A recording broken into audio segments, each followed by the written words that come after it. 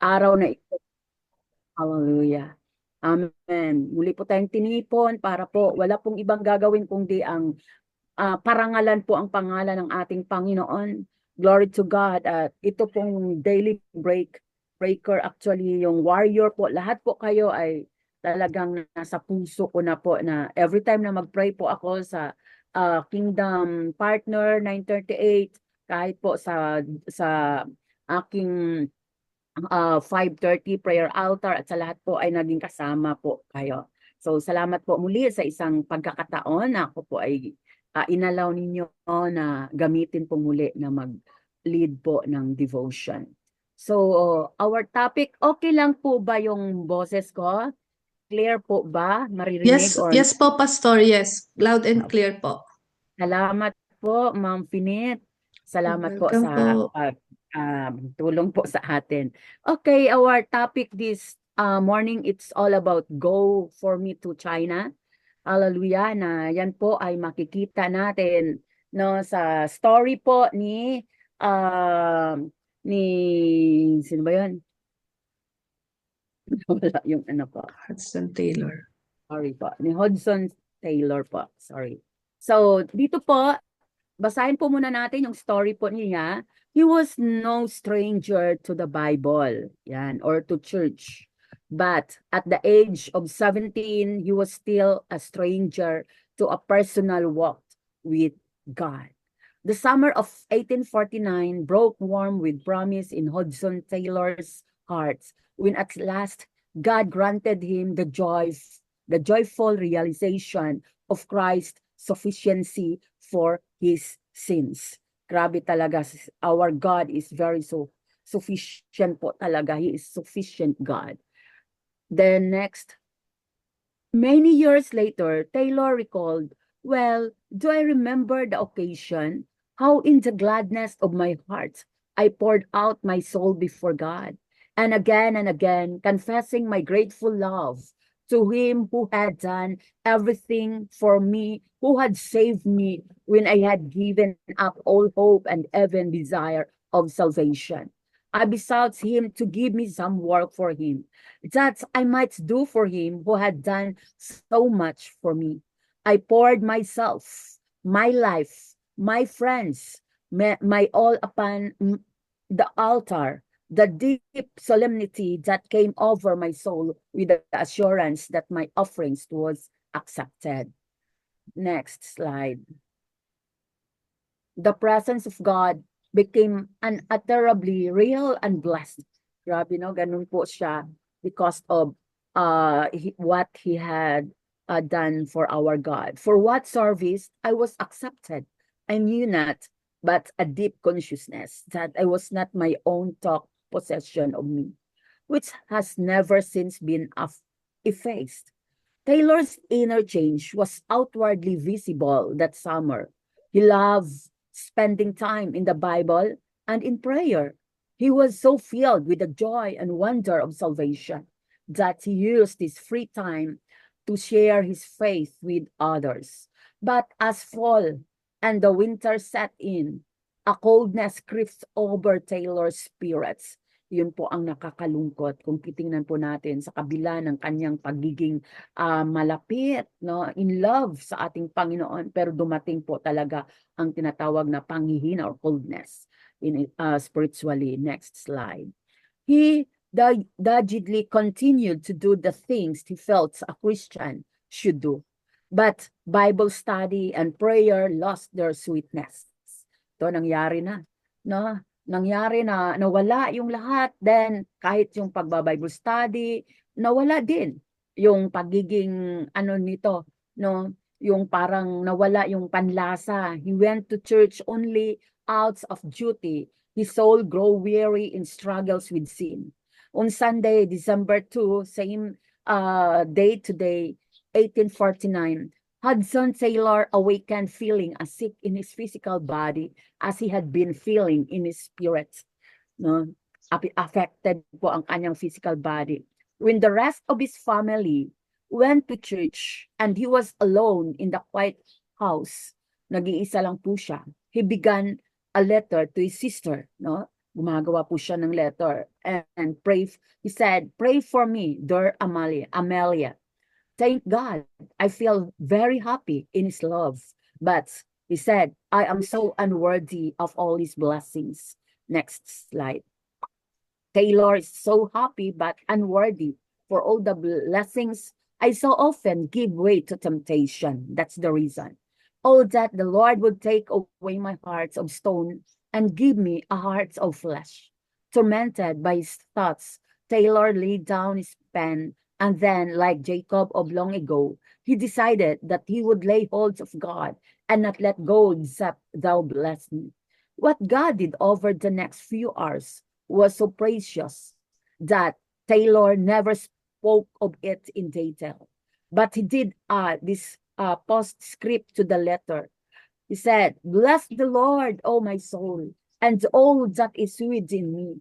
Shout his praise. Glory to God, my dear Amelia. Next slide. Christ has said, seek and ye shall find, and praise his name. He has revealed himself to me in an overflowing manner. He has cleansed me from all sin. He has given me a new heart. Glory, glory, glory to his ever blessed name. I cannot write for joy. What filled Hudson Taylor with such praise? 6 words from go to that day. Then go for me to China.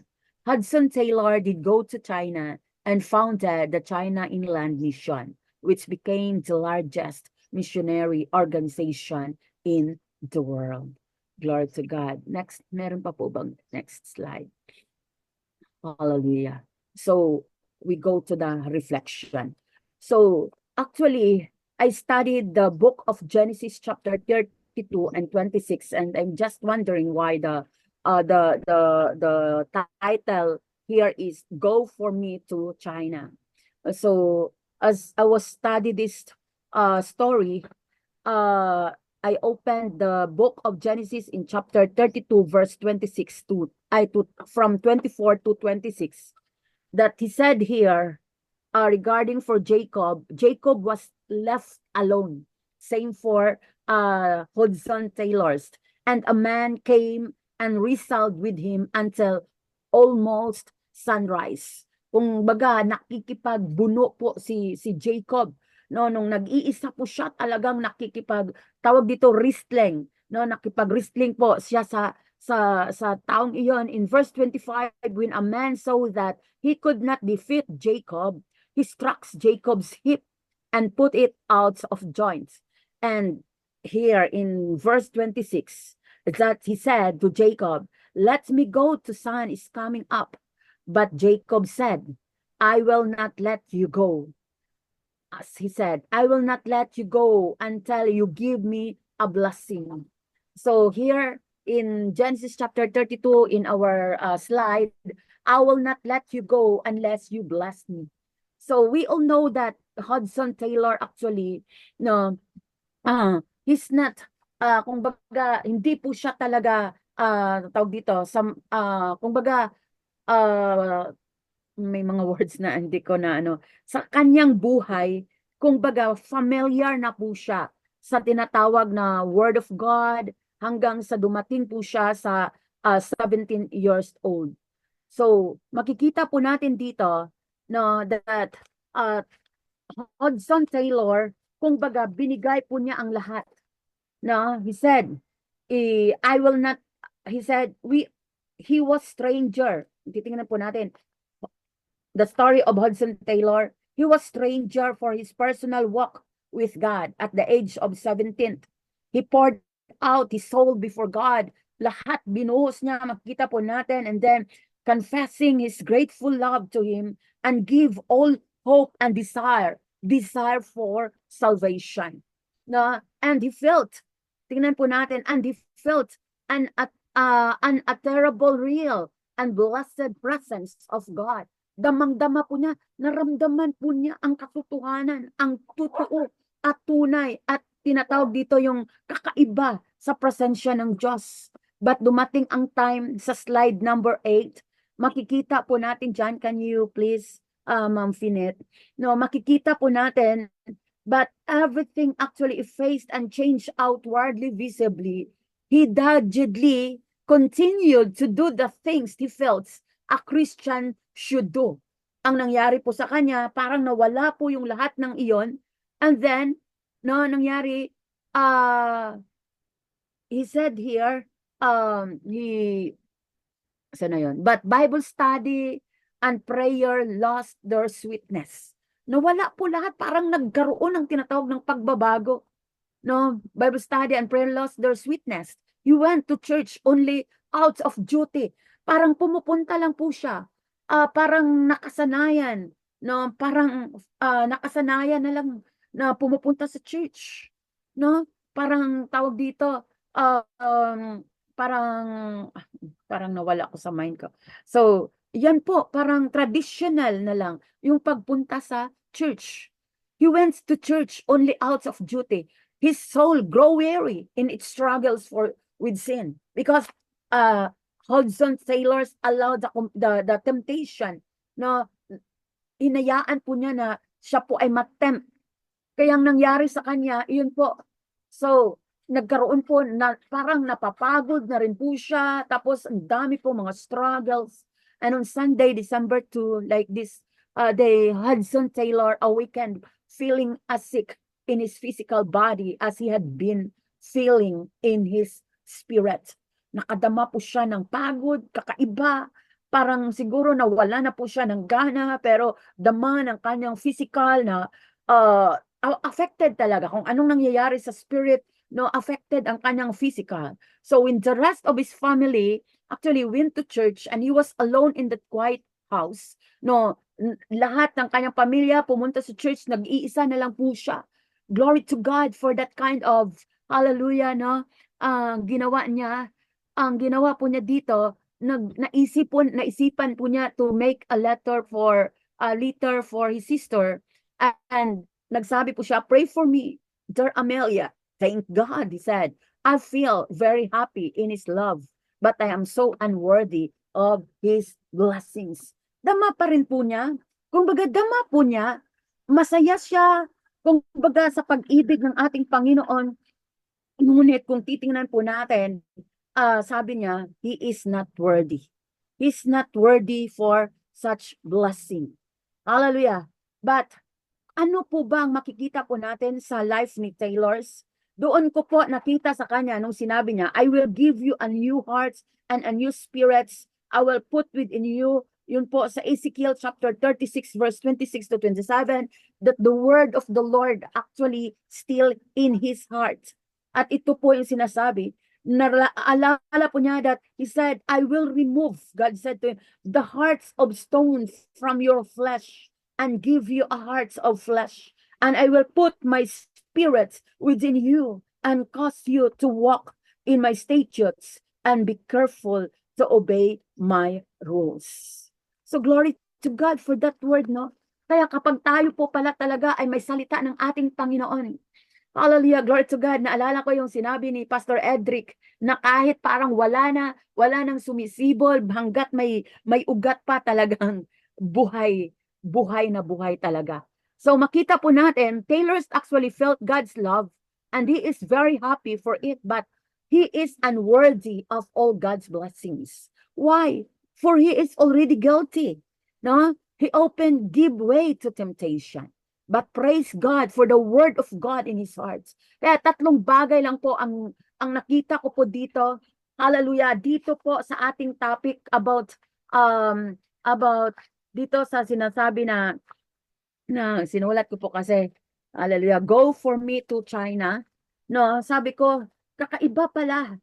Kung baga, pinili na po tayo para humayo, para pumunta sa isang misyon, sa isang lugar. Alam ko yung mga Filipino people. Bakit po yung mga Filipino people pinadala po kayo sa lahat, iba't ibang mga lugar? Kasi hindi lang po pinili, pinino pa po.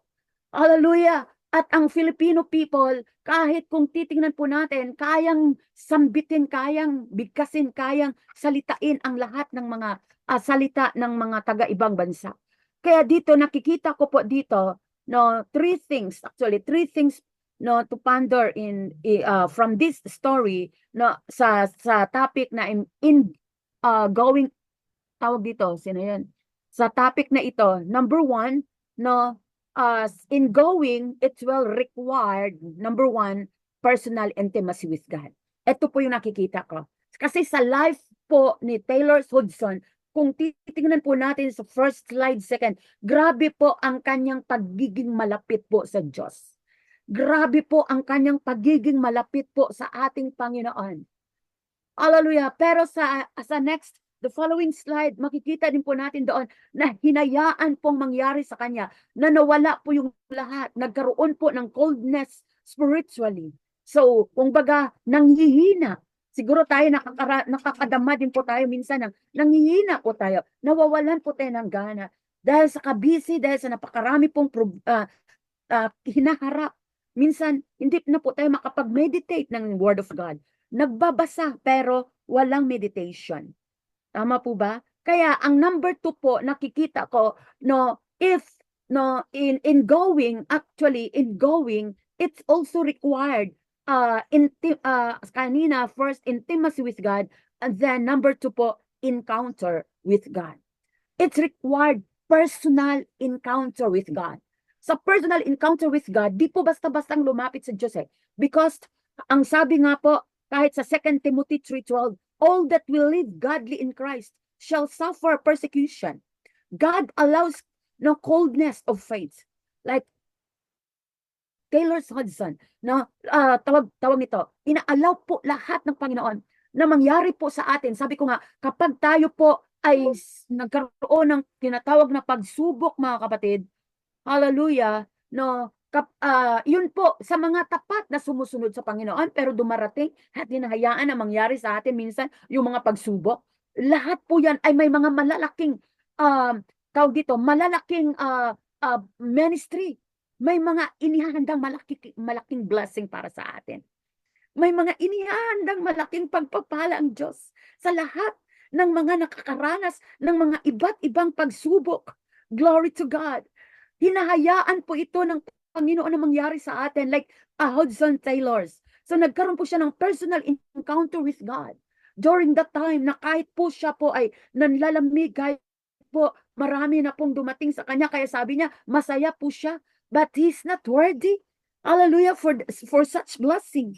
At ang pangatlo po, makita po natin yung personal intention in serving God. So ito po ang nais ng Panginoon makikita po sa ating puso despite of every testings, trials or difficulties, no, circumstances or whatsoever, painful testings. Ang nais lang talagang makikita ng Panginoon sa atin ay yung ang kalaliman ng ating puso. Ano man ang ating kinakaharap ng mga difficulties, napakahirap. Hallelujah. But God still looking, hallelujah, for the deepest parts of our hearts. Kung ano nga po talaga, hallelujah, ang bumubukal po doon. Glory to God. Yung paglilingkod po ba sa Diyos, ano po ba talaga ang pipiliin natin? Kaya eto, hallelujah, no? Ang reflection, ang katanungan po dito, have you ever had an experience like that of Hudson Taylor? When you laid hold of God and did not let Him go until He blessed? Kagaya po kay Jacob. So, sabi sa kanya, no, umalis ka na, kumbaga, pero sabi niya, hindi ako bibitaw hanggat hindi mo ako pagpapalain. Glory to God. Talaga, nawa, ganito po tayo. Hindi po tayo bibitaw sa Diyos. Sa kabila ng mga pagsubok, sa kabila ng mga testing trials, lahat-lahat na alam na po natin ngayon na ang mga bagay na yon inalaw yan ng Panginoon sa atin sapagkat may mayroon po siyang malaking pagpapala na inihahanda para sa atin. Sapagkat meron po siyang promotion, hallelujah, na ibibigay at ipagkakaloob sa atin. Meron po siyang mga magagandang bagay, hallelujah, glory to God, na ipagkakaloob sa atin. Glory to God. Kaya kanina habang ako'y nagbabasa, inireview ko, umiiyak ako. Pero glory to God for this time. Hallelujah na. Sabi ko, Lord, thank you, Father, for that wonderful plan that you have for me in my life. And I do believe, every time na ako po ay talagang ay i-overcome ko ang lahat ng mga testing, trials, persecution, difficulties, lahat ng mga problema. Alam ko na meron kang inihandang promotion, may malaking tawag dito ministry na pagdadalan mo sa akin. Kaya glory to God, kayo po. So ito punta na po tayo ngayon sa ating reflection, no, according sa Genesis, sa life po ni Jacob, at the same time no, naranasan din po ni Hudson Taylor po ang reflection, ang question, have you ever had an experience like that of Hudson Taylor, when you laid hold of God and did not let him go until he blessed you? Hello. So this was a major turning point in Hudson Taylor's life. To God be all the glory. Ang Diyos po ang magpala sa ating lahat sa oras na ito. Nawa po ma-open up ang ating mind at pwede pa po tayong mag-share ng ating mga experience in life in order to strengthen no ang bawat isa po sa atin sa sa Zoom na ito. Glory to God. Kayo na po, Ma'am Finel, ang magpatuloy. Glory to God po. Amen, amen. Praise God. Thank you po, Pastor Jenny Lynn. At so mga kapatid, ayan po ang reflection na iniwan po sa atin. Kung meron pong mga nais mag-share, kung meron pong mga nais mag-reflect, ay we are welcome po. Maybe we can have 10 minutes of sharing sharing time. Kung meron po tayong mga nais mga ibahagi dito po sa atin pong mensahe sa umagang ito. You are very much welcome po. Just go ahead and unmute yourselves. At this is the time. Meron po tayong nais na i-reflect. Sige po. Anyone?